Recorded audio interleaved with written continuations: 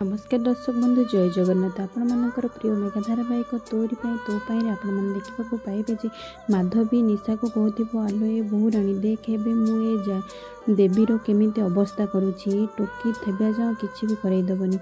से सब किछि भाबी करी गोटे स्मॉल बम आनी माधवी कहबो जे याकू ए बम पाखे स्मॉल बमटा लगे देले ये पूरा टोटाली फुटी जीवो आ कंटा जीवो मजा तो निश्चिंत आसीबो सेपटे निशा मन माने बहुत खुशी हो जाउतिबो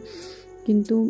देवी एपटे बसी दीपावली बाण आ किछि फूल दीप सब सजाड़ी के रखुथिबो सेई टाइम ता पाद पाखरे आनी से स्मॉल बम टी को लगे दउथिबो निशा किंतु बहुत मन मन खुशी हो जाउथिबो बम फुटे साइला परे सेठी की निशा पाखको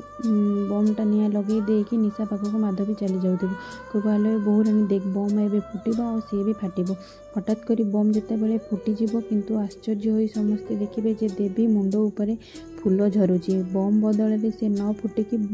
देवी मुंडू सब फूल झरुची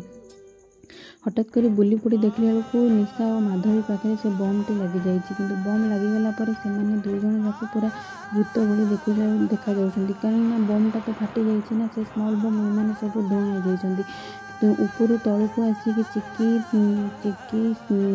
ता सासुमा आ निधि समस्ते आसी देखुवे देखला टाइम से देखिए बहुत जोर